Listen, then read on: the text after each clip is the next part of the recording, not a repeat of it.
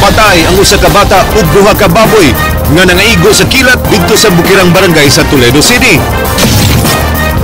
Pana midunggab sa iyang gituhuan nga iring-iring sa iyang asawa.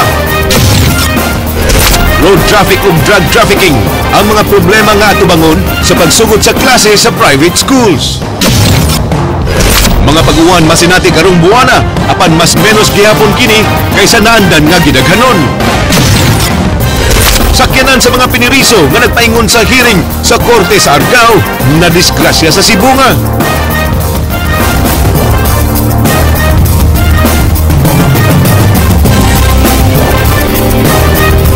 May hapon Sugbo Kabisayan aniya na mga balita uban ang kinatibuk-ang pwersa sa News 5 Cebu karong adlawng Lunes petsa 8 sa buwan sa Hunyo tuig 2015. Ako si Glenn Soco. Amo na nga tudang mas sa yung pagbalita inubunan sa mas komprehensibong impormasyon. Ako si Georgia Herrera. Road traffic ug drug trafficking Georgia ang mga nagunang mga problema nga atubangon sa pag-abli sa klase sa mga private schools. Dunay mga nadakpang motorista kaganiha Glenn human nakalapas sa lagda sa trapiko. Andrea Patenya, Sugid Limi. Gisugat o kahuot sa traffic ang pag-abli sa klase sa mga private schools. Gipang-cancel ang mga leave sa tanang traffic enforcer sa Sitom o gideploy ang tanan ng mga empleyado ngadto sa karsada. Mato ni Sitom Operations Chief Joy Tumulak, anaa sa 30% ang pagsaka sa traffic volume sa Cebu City, gikan alas 6 hangtod alas 9 sa buntag karong adlaw. Sa dakbayan sa Sugbo, traffic congestion nahitabo sa Talamban ug Banilad sa north ug Bulacau ug Pardo sa south. Sa Mandaue City, mas grabe ang sitwasyon diin bumper to bumper ang traffic, hilabi na gikan sa karaan nga taytayan. Karon mo alas 8 na. Daghan gyapon. Problema gid diri napita nganong naagyo ni mo bara gini diri sa St. Paul tungod ani mag U-turn. Oh, tungod ani mang U-turn diri sa kuan kay mga Bulacau nga ruta, mang U-turn gyud. Mo ni makahuot. Awag sa Sitom nga musayog yun og lakaw aron di malate sa eskwela o trabaho. Dako kayog contribution ang atong mga ginikanan nga mosayo sa paggikan. Dugang sa Sitom nga sa di pa mobiya sa Pinoy-anan kinahanglan usang i-check kung maayo ang kondisyon sa sakyanan ug kung anaa sa insaktong kahimtang ang driver aron malikayan ang aberya o aksidente sa kadalanan nga mo'y hinungdan sa paghuot sa trapiko. Gipay magnuan ng mga traffic enforcers nga magpabiling matinahuron kung makaengkwentro og arogante nga mga traffic violators. Dakop gyud gyud mawa ang kuan courtesy, kinahanglan na gyud ay courtesy. Hindi na mawa na to. Bisag init kayo adlaw, maubos lang gihapon ta. Getting rid of Mato ni Chief Superintendent Tom Banyas, di sila makatabang sa pagman sa traffic tungod kay wa sila kwarta alang sa dugang nga traffic police. Gisugyot ni Banyas nga angayan nga storyahan sa mga apektadong sektor uban sa mga local government units ang pagsulbad sa traffic. Yung resources talaga ng organisasyon kulang. LGU. Pati yung LGU nga nagbigay na rin pero kung magagdagan mas maganda pa sana. Gawa sa traffic sa kadalanan, gipanglantaw usab nga musaka ang illegal drug trafficking nunot sa pag-abli sa klase. Gibana-bana nga musaka ang demand sa drogas tungod sa pagdagsa sa mga estudyante. Alang kang Banyas, dako ang papel sa DepEd nga mapahinumduman ang mga estudyante sa kadaot nga sa gidili nga drogas isip demand reduction measure. Well, continue pa naman yan. Tuloy-tuloy yung order natin dyan. Yung ating pagpapakilala, tuloy-tuloy yan. Magmula nung umupo ako. Samtang lakip sa gipangdakop karong adlaw, mao ang mga tricycle gikan sa Talisay nga naghatud og pasahero nga lapas na sa boundary sa dakbayan sa Sugbo. Pintulong ka tricycle. Di mas lang kasuod dire sa Talisay, mas lang kutob. Kunya? Was lang franchise para Cebu City. Dito na sa boundary nila sa Talisay. Para sa unahan. Kita yan. Umusod sila dire. Outside road na sila. Maudak po na to sila yun. Andrea Patenia, News 5. Epektibo matod pa ang pag-ampo sa Orasio Imperata for the rain. Kini ang obserbahan sa pangu sa Provincial Disaster Risk Reduction Management Office. Jinky Rosit, Sugid Limi. Sukad bipagawas sa Orasio Imperata alang sa pag-uwan ang Archdiocese of Cebu, nagtuo ang pangu sa Provincial Disaster Risk Reduction Management Office nga dako kini og natabang sa problema hatud sa El Nino. Bisan og katag-katag lang ang mga pag-uwan ang nahitabo, doon na nakini natampo ngadto sa mga basakan o kaumahan base sa assessment sa PDRRMO. Cebuano being a religious community, I think I believe there's really a power of prayer ba doon na may ulan. Pero again, di lang yun nindot kaayo kay di tamo kumpiyansa naman yung mga patak-patak ulan, but you see still the heat is still there, no? Sa miaging semana, nagtagbo na sabang local school board din usa sa mga nasabutan mao ang dinalian nga pagapud-apud og mga school supplies sa mga apektadong pamilya tungod sa epekto sa grabeng kainit. Gipaybaw ni tribunalo nga human sa meeting giaprubahan ni Governor Junjun Davide ang paghatag og 2 million pesos nga budget alang niini. Ang criteria mao lang din siya, no?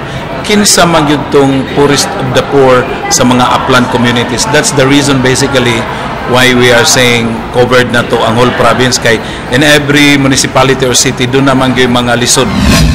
Gawas sa mga school supplies, tinguha sab sa PDRRMO nga makapalit og mga tangke nga mapunduhan og tubig alang sa mga bukirang barangay. Jinky Rosit, News 5. Karong buwan sa Hunyo natala ang labing init nga adlaw ning tuiga dinhi sa Sugbo. Taliwa sa nagpadayon nga week El Nino, makasinati ang Sugbo sa pag-uwan-uwan karong buwana apan mas menos kini kaysa naandan nga gidaghanon. Andrea Patenya, Suginlimi.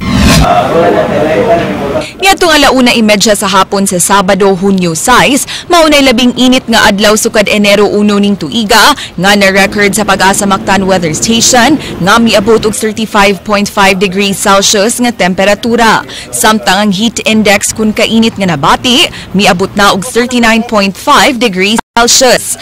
Sa El Nino Advisory No. 4 sa Pag-asa, issued ni atong June 3, nakalatid nga nagpadayon hapon ang week El Nino, apan dako kaayo ang posibilidad nga mahimong moderate El Nino sa musunod nga mga buwan. Ang sea surface temperature anomaly kun SSTA miabot na og 1.0 degrees Celsius niadtong buwan sa Mayo, gikan sa 0.5 degrees sa nanglabay nga mga buwan sukad sa miaging tuig. Expected na to, it will end up to December, but there is also a probability that it will extend also to the first quarter of next year. Tunga-tunga pa sa Hunyo magsugod ang rainy season apan matod sa Pag-asa, kadyot ra kaayo kini kay mubalik ngadto sa below normal ang rainfall sugod Hulyo hangtod Disyembre.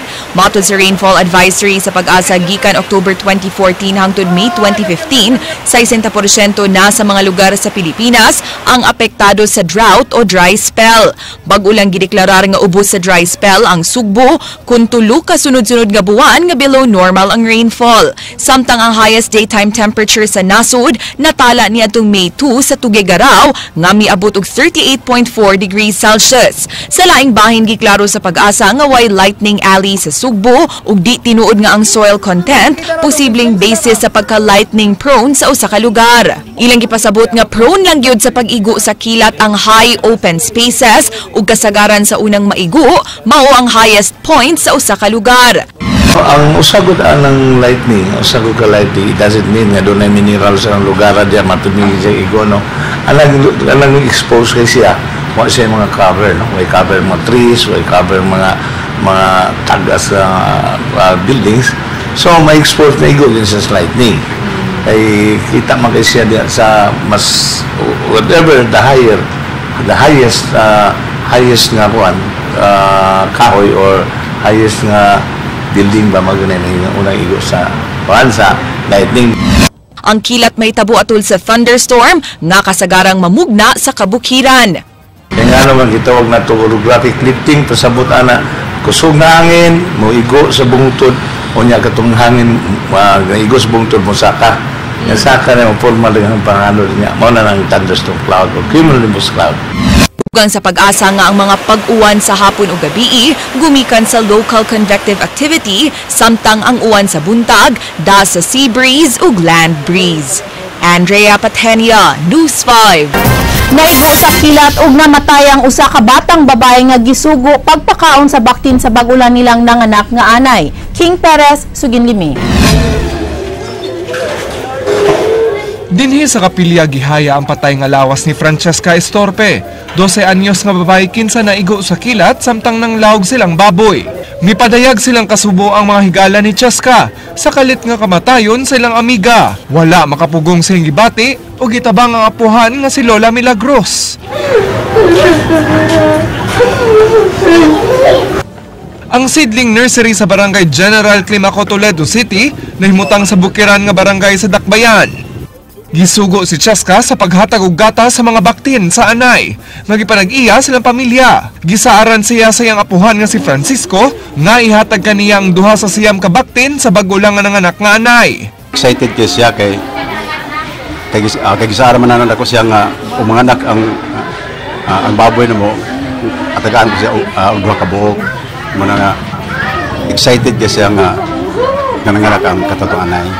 Si Cheska nagtubo sa iyang mga apuhan, nagbuwag ang iyang ginikanan.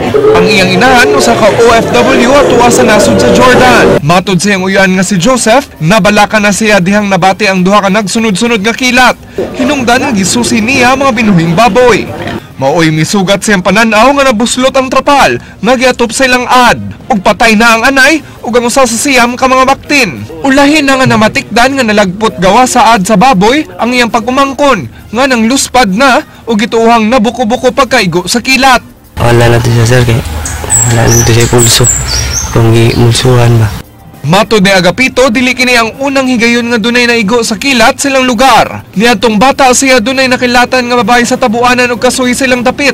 Samtang sa mga milabay nga tuig, dunasay nakilatan nga babaeng nagguyod siyang baka ug lalaking nangahoy sa bukid. Dihang nahitabo ang sunod-sunod nga pagkilat, nakulbaan si Agapito samtang nananumugloy Ako sa asawa nagtrabaho gapon, gabi pa po na uli.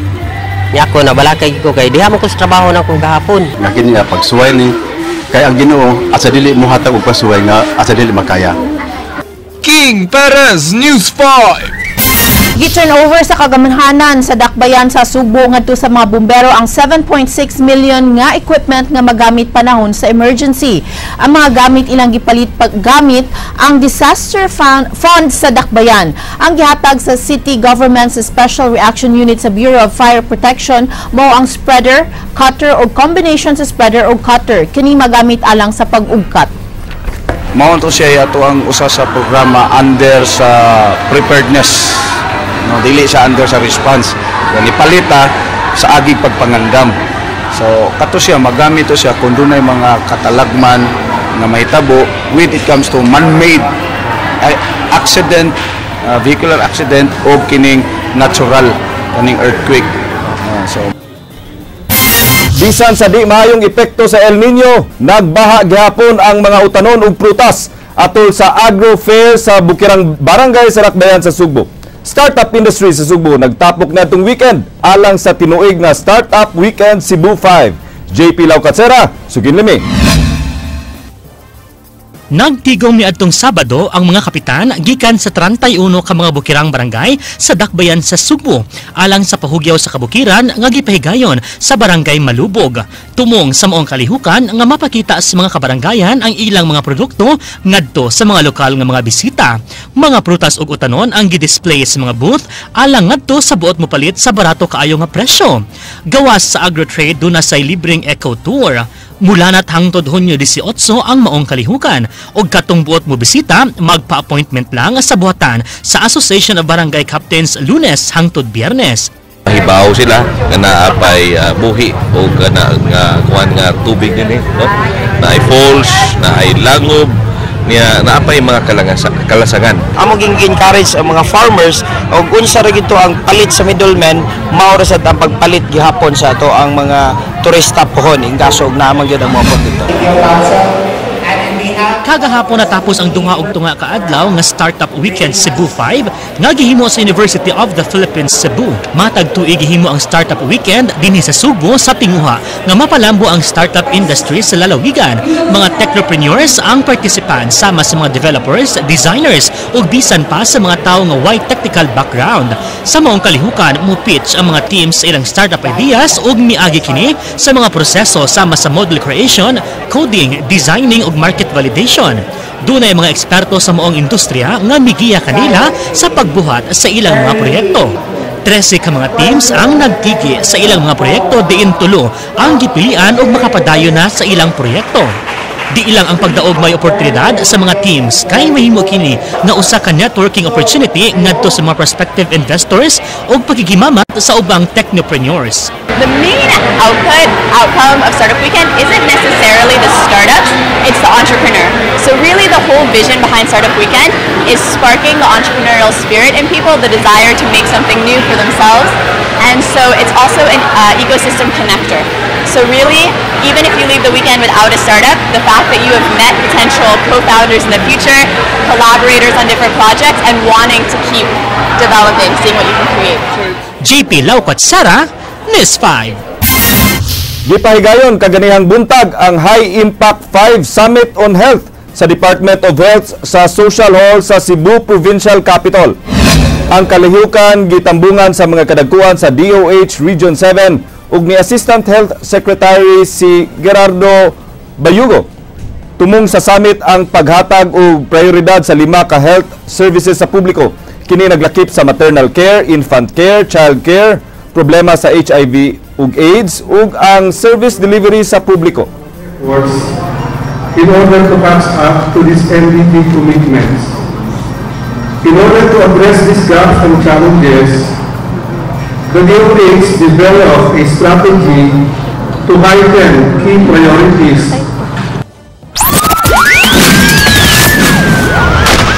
Dili makahatag og assessment si Police Chief Superintendent Prudencio Tom Banyas sa performance sa kasamtangang Officer in charge sa Cebu City Police Office nga si Police Senior Superintendent Marciano Bachancela. Migawa sa mga pamantalaan sa miaging semana nga gi-question ni Mayor Michael Rama si Bachancela kung nganong wa pa kini makasubmit sa iyang gipangayong report. Gipaabot ni Rama ang programa ni Bachancela alang sa peace and order sa Dakbayan. Alang ni Banyas nga si Mayor Rama lang sab ang maka-assess sa performance ni Bachancela kung nahimo kining epektibo sa pagpatuman sa peace and order. Abli si Banyas nga mapulihan si Bachancela kung kini ang gustong mahitabo ni Rama. Nag-uusap na. We can discuss it. Officer in charge sa CCPO Station 2, ipadayon ang mga maayong practices sa kanhi FHEPE. King Perez, Suginlimi. Nako yun si PRO7 Regional Director Prudencio Tom Banyas nga nagparilibo ang kontrobersyal nga Police Chief Inspector Wildemar Tiu. Kini aron mawagtang ang biases samtang padayon pa kining giimbestigar. Dunay duha ka mga reklamong giatubang si Tiu sa Police Regional Investigation and Detective Management Branch. Kini ang pagpangupaw og mga babaeng menor de edad. Samtang gihan ay pa sa NBI 7 ang reklamo batok sa mga sakop subay sa pagkamatay sa batang Libod Suroy nga si Chastity Mirabiles. Ana karon sa holding unit si Tiu. We will discuss it with the senior officers here, the command, and the recommendation also of Cebu City, where we can make use of his talents. Ang hepe sa Theft and Robbery Section o OIC sa Crime Scene Investigation na si Police Chief Inspector David Senyor, ibalik na sab isip OIC sa Police Station 2. Komportable ra siya nga mugunit og balik sa Station 2, bisan pa nga duna siya laing katungdanan sa kapulisan. Iyang giklaro nga ipadayon niya ang Oplan Libod Suroy nga gihingusgan ni Tiusok wahay sa migawas nga mga taho. Matod din Senyor nga padayon silang mo responde kung dunay mga insidente nga naglambigit sa mga Libod Suroy. Apan di sila mo'y manguna kung dunay planned operation sa pagpanghipo sa mga Libod Suroy, sanglit ang DSWD mo'y lead agency sa mga operasyon. Pero kung response, police response mo yung titang mag-responde.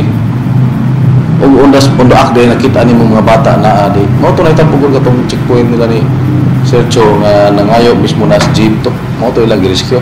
Di ata magawa to DSWD. Pero King Perez, News 5. Napusasan sa gipahigayong buy-bust operation sa Regional Anti-Illegal Drug Special Operations Task Group 7 ang Level 2 drug pusher sa Barangay Poblasyon sa lungsod sa Cordova nga si Dexter Pilapil. Human sila makadawat og tip gikan sa usa ka concerned citizen.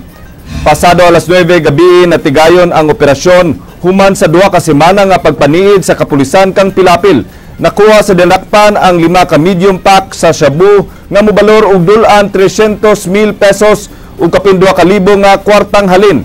Nahimo ng family business sa mga Pilapil ang pagpamaligya og shabu Human una nang nasikop sa kapulisan ang igsuon sa dinakpan sa samang sala niadtong miaging tuig. Nakuha sab sa kapulisan ang tulo ka resibo gikan sa money remittance. Duda sa kapulisan nga mga transaction receipt kini sa pagpalit og pagremit og kwarta sa drogas. Susiyon sab sa kapulisan ang mga gipadad-an sa kwarta didto sa kauluhan. Naambon na sila haling after na mo remit na sila. So, di na ito ma-consider nga kanitong nadakpan is dako nga player. Sugo ra ko ano na ipahog ako kabaw sa nagikan prasa sugo ra ko ano. Samaran ang usa ka lalaki human dunggaba sa bana sa iyang gikairing-iring. Samaran sab ang lalaking nagmanihog motorsiklo human mibangga sa railings. Juliet Hainar, Suginlimi. Kay na konsensya, may surrender pasado alas 5 kaganihang kadlawon ang sospek sa pagpanunggab nga si Julius Campaner ngadto sa Talamban Police Station. Iyang nabiktima ang gingong kairing-iring sa iyang asawa nga si Benji Arcilia. Iyang gihimaka kaduli kalambigitan sa love triangle ang hitabo kay matud pa iya kadto nga buhat kinalimungawan siya dihang misulod sa iyang balay ang biktima. Nasayran nga unang misibat si Campaner samtang giubanan sa iyang asawa si Benji kinsa anaa karon sa tambalanan gumikan sa iyang samad sa liog. Matod sa kapulisan, kanunay nga ialarma ang magtiayon og si Benji tungod sa gingong love triangle. Suspected. Among gialarmahan dito, ang babae ipadagan niyang iyang kairing-iring. Usay ipadagan, gukdon og hinagiban. Motong ang banda siguro, bas wala ka antos. Motong nahitabok. Samaransab ang 23 anyos nga lalaki human mibangga sa railing sa barangay Dayas samtang sakay sa iyang motorsiklo. Giatiman sa mga sakop sa RFC Isaac Oblianda. Matod sa mga nakakita, gikan sa pikas lane si Oblianda apan kalit lang mibangga sa railings. Luwas na hinuon sa peligro ang biktima. Well, tumbling naman to sila dira baka galit lang kuan baka na-stuck up sila baka bila ako namatay sa bako ba. Juliet Hainar, News 5. Nadisgrasya ganihang buntag ang sakyanan nga gikargahan sa mga piniriso sa CPDRC samtang padung kini sa ilang hearing sa lungsod sa Argao. Upat ang gingong naangol sa maong insidente nga naglakip sa mga mi-escort nga jail guards. Jinky Rosit, Suginlimi. Nalimbuwad gaganang buntag sa may barangay Bahay sa lungsod sa Cebu nga ang canter type nga gisakyan sa 15 ka mga tao gikan sa Cebu Provincial Detention and Rehabilitation Center kung CPDRC. 11 ka inmates nga naglakip sa usa ka babae ug upat ka jail guards. Ang sakay niini diin duha ang samaran sa mga piniriso ug duha sab sa jail guard dihang nawadan og preno ang maong sakyanan. Padung unta ang mga inmates sa lungsod sa Argao aron sa pagtambong sa ilang court hearing. Why laing recourse sa driver sa iyang papadaplen, naligid o sa plane. Sa report katapusan na ako inmate duha nagisi diri kilay gamay ra. No guardia sa pero nabog gilas korte, kanang korte. Nasuta nga ang mga sakyanan sa CPDRC tag-Jess nga do sa 20 ka tuig na mao nga hangyo nilang Kapitolyo nga kun mahimo hatagan sila og laing sakyanan. Pangayo diha kung damdak dagko, duha mo pausa. Multicam. Kargahan sa suan. Gawas sa minor injuries, luwas ra hinon nga nakaabot sa Argao RTC ang mga binilanggo. Jinky Rosit, News 5. Subling gibisita sa bata-bata na nag-iya sa yuta ang mga nahabiling residente sa Sitio Cabras, Barangay Pahak sa Dakbayan sa Lapu-Lapu aron papahawaon sa ilang mga Pinoy-anan kay gamiton na sa usa ka Chin Bun Yu ang yutang ilang gipuy-an human kini palita sa langyaw. Nasaran nga gikan sa 8,000 pesos gipadak-an ang gitanyag nga kwarta ngadto sa 12,000 pesos aron voluntaryong mamahawa ang mga residente. Apan ang nahabilin di gihapon buot magpabayad ug matud pa mangiha sila kay Y Court order. Usa sa mga residente nga Ang si Rosita Amit ang nangangkong tinuuray nga tag-iya sa yuta apan nawagtang ang iyang mga dokumento atul sa bagyong Ruping. Samtang tubag sa mga bata-bata sa Langyaw, si Pahak Barangay Captain Jimmy Ibanez mo'y nitambag kanila nga di na lang mulukat og court order o giagi sa sabot-sabot ang eviction sa mga residente. Hinuon andam silang moatubang sa kaso nga isangat sa mga mulupyo. Dugang pasangil sa mga residente nga wala gyoy natabang ang Urban Poor Affairs Office ngadto kanila kay why available relocation site ang Lapu-Lapu City Government. I-advise ka, dili na lang ipaagis. Oo. Ayaw nyo pabuta nga mabot ni sa korte. Wala gyud mo mada sa inyo ani bisag usag buklansang usapa. Perti na ninyo yung gamaya diha wala mo ikusog. Pwede nga, ang balay ko buno upay bayad. Ha? Pwede ba? Kuan, unsa man nay ani na lang kuyon mo nga magpabayad mo 10,000 or Di ko mapabayad mo kay yuta ko na sa kong inahan. Sige kong bayad, ma'am. Nanginahanglan og mga student volunteers ang Kapitolyo aron mutabang kanila sa mga kalihukan unya sa himong APEC Summit. Jinky Rosit, Suginlimi. Agig pagpangandam sa Asian Pacific Economic Cooperation nanginahanglan karon ang local ug national organizing committee sa APEC ug mga student volunteers nga mo'y mo-assist sa mga panginahanglanon sa 45 ka technical working group meetings atul unya sa maong kalihukan. Matud ni Ethel Natera ang tigpamaaba sa Kapitolyo nga 4 ka mga universidad ang giduol nila sanglit gatusan ka mga estudyante ang posible nilang kuhaon. Magsilbing mga usherettes unya ang maong mga volunteers nga mo'y mulantaw sa nagunang panginahanglan sa mga bisita. So, manpower na dispatch na to sa convention rooms, sa pag-dispatch sa transportation, sa accommodation, sa media center. So, muna siya nga magpatabang mi nila kung makakuha ba mi og mga estudyante. Sa gayon nga muuyon ang mga tunghaan buot sa Kapitolyo nga ikonsidera sila nga mga on-the-job trainees nga maghatag og libreng serbisyo bugti sa grado nga ilang madawat unya sa Kapitolyo. So, kini sila, possible makatabang sila nato for this duration of pwede nga muna as part of their OJT program kay kabata ating klase mo guna. Jinky Rosit, News 5. Baukad to ang mga balita sa Aksyon Bisaya kini si Glenn Soco. Daghang salamat, ako si Georgia Herrera. Bisan asa, bisan kanusa, kapatid. Kay di lang kutob sa balita. Aksyon!